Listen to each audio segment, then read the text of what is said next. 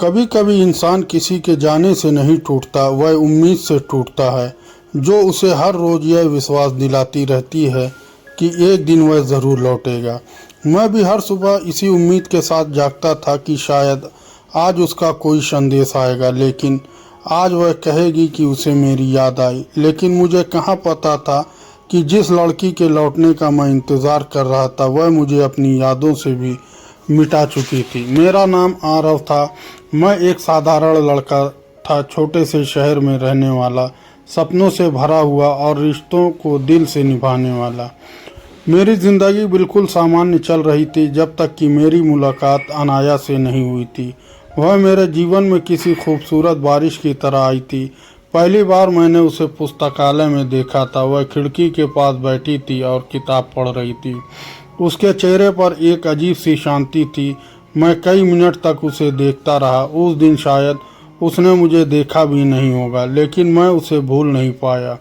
अगले कई दिनों तक मैं उसे उसी समय पुस्तकालय जाने लगा। धीरे धीरे हमारी नज़रें मिलने लगी, फिर मुस्कानें मिलने लगी और एक दिन बातचीत भी शुरू हो गई। अनाया बहुत अलग थी। वह दिखावे से दूर थी। उसकी बातें सीधी होती थी। वह छोटी छोटी चीज़ों में खुश हो जाती थी। कभी सड़क किनारे चाय पीकर खुश हो जाती थी, कभी बारिश में भीगकर। उसके साथ रहते हुए मुझे लगता था जैसे ज़िंदगी बहुत आसान है। समय गुजरता गया, हमारी दोस्ती गहरी होती गई और फिर वह दिन आया जब मुझे एहसास हुआ कि मैं उससे प्यार करने लगा हूँ। मैंने कई रातें यह सोचते हुए बिताई कि उसे अपने दिल की बात कैसे बताऊँ। डर लगता था अगर उसने मना कर दिया तो, अगर दोस्ती भी ख़त्म हो गई तो। लेकिन प्यार कब किसी डर की परवाह करता है। एक शाम हम दोनों नदी किनारे बैठे थे। सूरज डूब रहा था, हवा धीरे धीरे बह रही थी। मैंने हिम्मत जुटाई और कहा, अनाया, मुझे लगता है कि मैं तुमसे प्यार करने लगा हूँ। कुछ पल तक वह चुप रही। मेरा दिल तेजी से धड़क रहा था। फिर उसने मुस्कुराकर मेरी तरफ देखा और कहा, मुझे भी। उस एक पल ने मेरी पूरी दुनिया बदल दी। मैंने पहली बार खुद को इतना खुश महसूस किया था। उसके बाद ज़िंदगी जैसे रंगों से भर गई थी। हम घंटों बातें करते, भविष्य के सपने देखते, एक घर की कल्पना करते जहां हम दोनों साथ होंगे। मैंने अपनी हर योजना में उसे शामिल कर लिया था। मुझे लगता था कि वह हमेशा मेरे साथ रहेगी, लेकिन ज़िंदगी हमेशा वैसी नहीं होती जैसी हम सोचते हैं। एक दिन अनाया बहुत परेशान दिखाई दी। मैंने पूछा, क्या हुआ? उसने कहा, कुछ नहीं, लेकिन उसकी आंखें बता रही थी कि सब कुछ ठीक नहीं है। कई दिनों तक वह चुप चुप रहने लगी। पहले जो हर छोटी बात मुझसे साझा करती थी, अब खामोश रहने लगी। मैं परेशान होने लगा। एक शाम मैंने उससे साफ पूछा, क्या तुम मुझसे कुछ छुपा रही हो? उसकी आंखें भर आई। उसने धीरे से कहा, पापा का तबादला हो गया है। मेरे पैरों तले ज़मीन खिसक गई। कहाँ? बहुत दूर। मैं कुछ नहीं बोल पाया। उस रात हम दोनों बहुत देर तक बैठे रहे। कोई कुछ नहीं बोला, सिर्फ खामोशी थी, और उस खामोशी में बिछड़ने का डर था। कुछ दिनों बाद उसके जाने का दिन आ गया। रेलवे स्टेशन से भरा हुआ था, लेकिन मुझे सिर्फ अनाया दिखाई दे रही थी। उसकी आंखों में आंसू थे, मेरी आंखों में भी। ट्रेन आने वाली थी। मैंने उसका हाथ पकड़ा और कहा, वादा करो तुम मुझे कभी नहीं भूलोगी। उसने तुरंत कहा, कभी नहीं, और वापस आओगी। उसने सर हिलाया। हाँ, मैंने विश्वास कर लिया, क्योंकि प्यार विश्वास ही तो होता है। ट्रेन चलने लगी। उसने खिड़की से हाथ बाहर निकाला। मैं दौड़ता रहा जब तक कि ट्रेन मेरी आंखों से ओझल नहीं हो गई। उस दिन मुझे लगा था कि यह सिर्फ कुछ महीनों की दूरी है, लेकिन मुझे नहीं पता था कि यह दूरी धीरे धीरे हमारी पूरी कहानी को निकल जाएगी। शुरुआत में सब ठीक था। हम रोज़ बात करते थे, संदेश भेजते थे, एक दूसरे को अपनी दिन भर की बातें बताते थे। लेकिन फिर धीरे धीरे उसके संदेश कम होने लगे, कॉल छोटी होने लगी और बहाने लंबे। मैं पूछता, सब ठीक है? वह कहती, हाँ। मैं पूछता, तुम बदल तो नहीं रही? वह हंसकर कहती, पागल हो क्या? और फिर यकीन कर लेता, क्योंकि प्यार में शक करना मुझे गलत लगता था। लेकिन एक दिन उसका संदेश नहीं आया, फिर अगले दिन भी नहीं, फिर तीसरे दिन भी नहीं। मैं बेचैन हो गया। मैंने कई बार संपर्क करने की कोशिश की, कोई जवाब नहीं। एक सप्ताह गुजर गया, फिर 2 सप्ताह, फिर 1 महीना, और अचानक वह पूरी तरह गायब हो गई। ना कोई संदेश, ना कोई कॉल, ना कोई खबर, जैसे वह कभी मेरी ज़िंदगी में थी ही नहीं। मैं हर दिन इंतज़ार करता, हर रात उसका नाम स्क्रीन पर देखने की उम्मीद करता, लेकिन कुछ नहीं हुआ। महीने बीत गए। मैंने खुद को समझाया कि शायद कोई मजबूरी होगी, शायद कोई समस्या होगी, शायद वह वापस आएगी, और इसी शायद ने मुझे ज़िंदा रखा। लेकिन फिर एक दिन मुझे एक ऐसा सच पता चला जिसने मेरी पूरी दुनिया हिला दी। मेरा एक दोस्त उसी शहर से लौटा था जहां अनाया रहती थी। उसने मुझसे कहा, आरव, क्या तुम्हें सच में कुछ नहीं पता? मेरे दिल की धड़कन रुक गई। मैंने पूछा, क्या बात है? वह कुछ सेकंड तक मुझे देखता रहा, फिर धीरे से बोला, अनाया की सगाई हो चुकी है। और यह सुनते ही मेरे हाथ से चाय का कप ज़मीन पर गिर गया। वह सच जिसने मुझे तोड़ दिया। कभी कभी इंसान को सबसे ज़्यादा दर्द किसी के छोड़कर जाने से नहीं होता, बल्कि उस पल होता है जब उसे पता चलता है कि जिस इंसान को उसने अपनी पूरी दुनिया समझ लिया था, वह उसकी दुनिया में रहना ही नहीं चाहता था। मेरे दोस्त के मुंह से निकले शब्द अभी भी मेरे कानों में गूंज रहे थे। अनाया की सगाई हो चुकी थी। मैं कुछ सेकंड तक उसे देखता रहा, जैसे मेरा दिमाग उस बात को स्वीकार ही नहीं कर पा रहा था। फिर मैंने हकलाते हुए पूछा, तुम मजाक कर रहे हो ना? उसने धीरे से सर हिलाया। काश मैं मजाक कर रहा होता। मेरे भीतर कुछ टूट गया। ऐसा लगा जैसे किसी ने सीने के अंदर से दिल निकाल लिया हो। मैं कुर्सी पर बैठ गया। हाथ कांप रहे थे, सांसें भारी हो गई थी। मैं बार बार यही सोच रहा था, अगर उसकी सगाई हो गई है तो उसने मुझे बताया क्यों नहीं? अगर वह मुझसे प्यार नहीं करती थी तो वादे क्यों किए?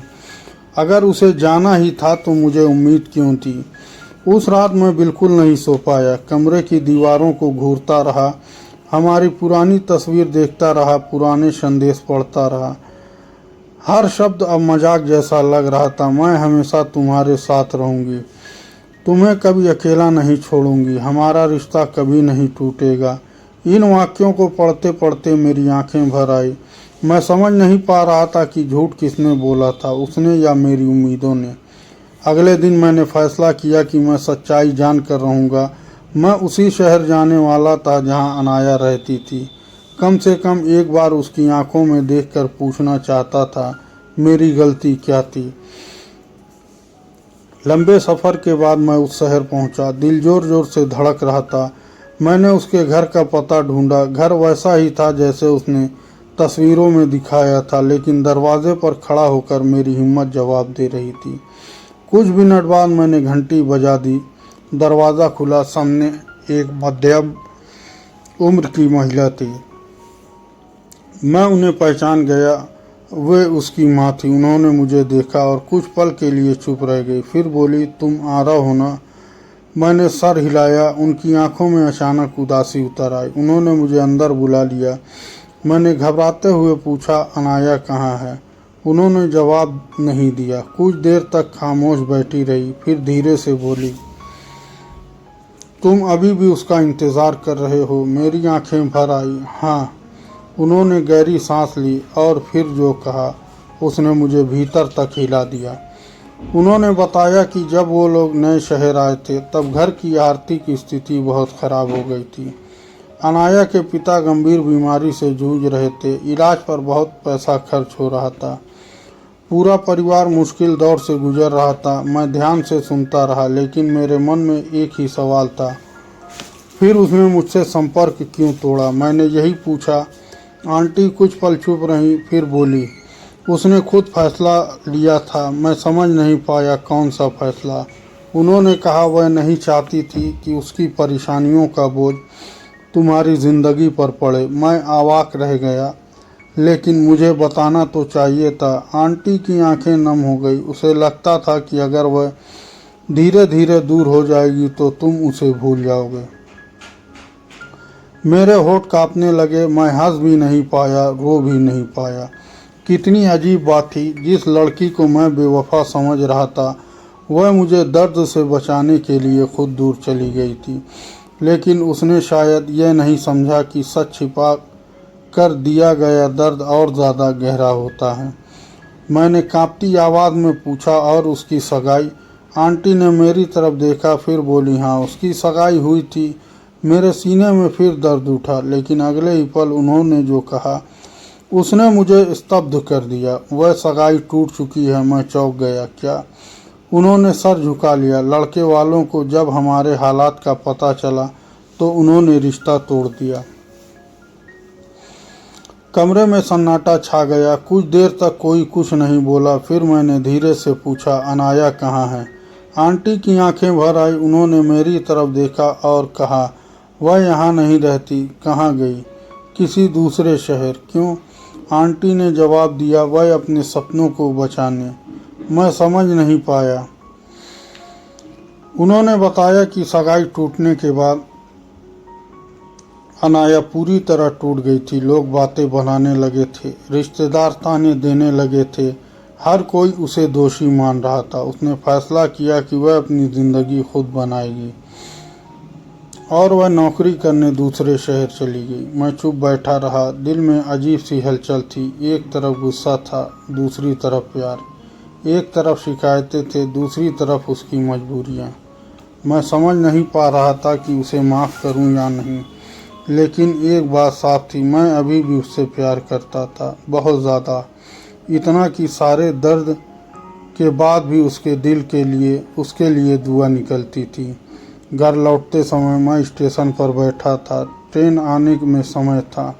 तभी मेरे फ़ोन पर एक संदेश आया।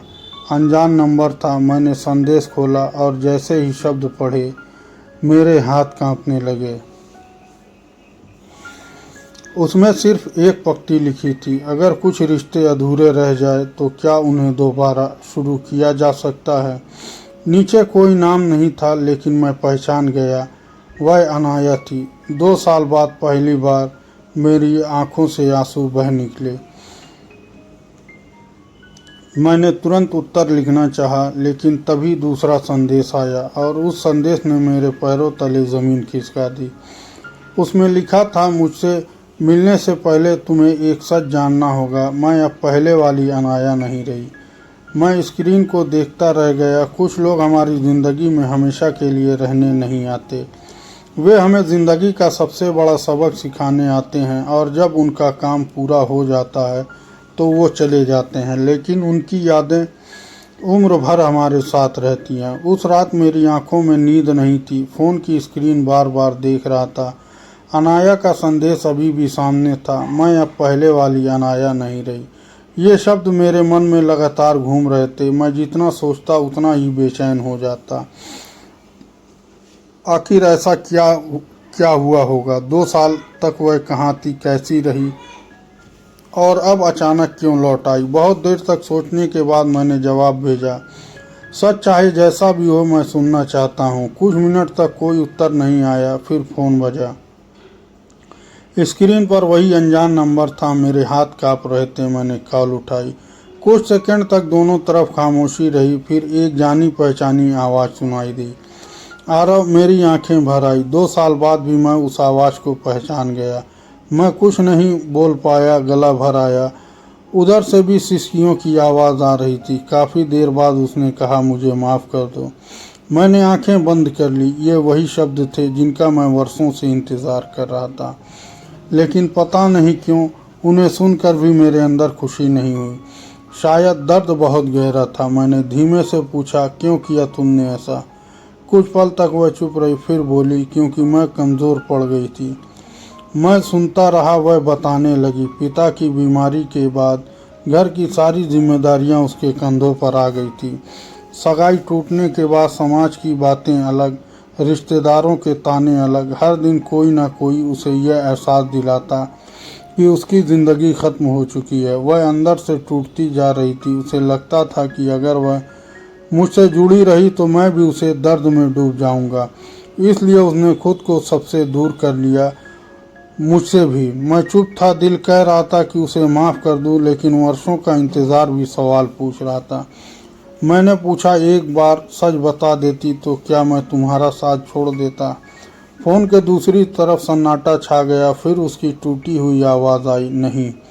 फिर वह रोने लगी। मुझे खुद पर भरोसा नहीं था। उसकी बात सुनकर मैं भी चुप हो गया। कई बार इंसान दूसरों से नहीं खुद से हार जाता है, और शायद अनाया भी खुद से हार गई थी। कुछ देर बाद उसने कहा, क्या तुम मुझसे मिलोगे? मैंने बिना सोचे कहा, हाँ। 2 दिन बाद हम मिले, उसी नदी किनारे जहाँ कभी मैंने उसे अपने दिल की बात बताई थी। लेकिन इस बार सब कुछ अलग था। वक्त बदल चुका था, हम बदल चुके थे। जब मैंने उसे देखा तो एक पल के लिए पहचान ही नहीं पाया। चेहरे पर वही मासूमियत थी, लेकिन आंखों में वर्षों की थकान दिखाई दे रही थी। वह पहले से बहुत कमज़ोर लग रही थी। हम कुछ देर तक बिना बोले बैठे रहे। फिर उसने मुस्कुराने की कोशिश की और कहा, तुम बिल्कुल नहीं बदले। मैं हल्का सा मुस्कुराया, लेकिन दिल में दर्द था। फिर उसने वह सच बताया जिससे वह डर रही थी। उसने कहा, मुझे एक बहुत गंभीर बीमारी हो गई थी, मेरी सांस अटक गई। मैंने घबरा कर उसकी तरफ देखा। वह बोली, डरने वाली बात नहीं है, अब मैं ठीक हूँ। लेकिन उसकी आंखों ने बता दिया कि वह सफ़र कितना कठिन रहा होगा। उसने बताया कि इलाज के दौरान उसने कई रातें अस्पताल में बिताई। कई बार उसे लगा कि शायद वह बच नहीं पाएगी। उसी दौरान उसने फैसला कर लिया था कि वह मुझे अपनी ज़िंदगी में वापस नहीं लाएगी। उसे लगता था कि अगर उसके साथ कुछ हो गया तो मैं बिखर जाऊंगा। इसलिए उसने मेरी यादों को दिल में दबाकर अकेले लड़ाई लड़ी। मैं सुनता रहा और हर शब्द मेरे सीने में उतरता गया। कितना कुछ सहा था उसने, और मैं सिर्फ उसकी शिकायतों में उलझा रहा। फिर उसने मेरी तरफ देखा और पूछा, क्या तुमने कभी मुझसे नफरत की नज़र से देखा? मैंने तुरंत सर हिला दिया, नहीं। क्यों? मैं मुस्कुराया और कहा, क्योंकि प्यार ख़त्म हो सकता है, लेकिन सच्ची मोहब्बत से नफ़रत पैदा नहीं होती। उसकी आंखों से आंसू बहने लगे। उसने चेहरा झुका लिया। हम दोनों बहुत देर तक खामोश बैठे रहे। फिर अचानक उसने कहा, आरव, मैं वापस नहीं आ सकती। मेरे दिल में एक हल्का सा दर्द उठा। मैंने पूछा, क्यों? उसने मुस्कुरा कर जवाब दिया, क्योंकि जिस लड़की का तुम इंतज़ार कर रहे वह अब कहीं पीछे छूट चुकी है। मैं उसकी बात समझ गया। कुछ रिश्ते समय की धूल में बदल जाते हैं। उन्हें वापस जीने की कोशिश सिर्फ पुराने घाव खोलती है। हमने उस दिन कोई वादा नहीं किया, कोई भविष्य नहीं बनाया, कोई सपना नहीं देखा। बस एक दूसरे को समझा और स्वीकार किया। शाम होने लगी, सूरज डूब रहा था, ठीक वैसे ही जैसे वर्षों पहले डूबता था। लेकिन इस बार मेरे अंदर अंधेरा नहीं उतर रहा था, एक अजीब सी शांति थी। जाते जाते अनाया ने कहा, तुम जानते हो मुझे सबसे ज़्यादा किस बात का अफसोस है? मैंने पूछा, किस बात का? उसने जवाब दिया, इस बात का कि मैं तुम्हें सच बताने की हिम्मत नहीं की। मैंने उसकी तरफ देखा और मुस्कुरा कर कहा, और मुझे इस बात का अफसोस है कि मैंने अपने जीवन के इतने साल सिर्फ इंतज़ार में बिता दिए। हम दोनों हल्का सा हंस पड़े। आंखों में आंसू थे, लेकिन दिल में शिकायत नहीं। उसके बाद हम अलग अलग रास्तों पर चल पड़े, इस बार बिना किसी वादे के, बिना किसी उम्मीद के। और शायद यही सबसे सच्ची विदाई थी। आज उस घटना में कई साल बीत चुके थे। कभी कभी उसकी याद भी आ जाती थी, कभी कोई गीत सुनकर, कभी बारिश देखकर, कभी किसी मुस्कुराते चेहरे में उसकी झलक पाकर। लेकिन अब मैं उसका इंतज़ार नहीं करता था, क्योंकि मैंने एक बात सीख ली थी, जो लोग लौटना चाहते हैं वो लौट आते हैं, और जो नहीं लौटते उनके लिए पूरी ज़िंदगी रुक जाना खुद के साथ अन्याय है। अनाया मुझे भूल गई थी या नहीं, यह सवाल आज भी मेरे पास नहीं है। मैंने उसे दिल से चाहा था, और कुछ प्यार ऐसे होते हैं जिन्हें पाने के लिए नहीं, बल्कि महसूस करने के लिए बनाया जाता है। किसी की लौटने की उम्मीद रखना गलत नहीं है, लेकिन अपनी पूरी ज़िंदगी उसी उम्मीद के सहारे रोक देना गलत है, क्योंकि ज़िंदगी किसी एक इंसान के जाने से ख़त्म नहीं होती। जो चला गया वह एक अध्याय था, पूरी किताब नहीं।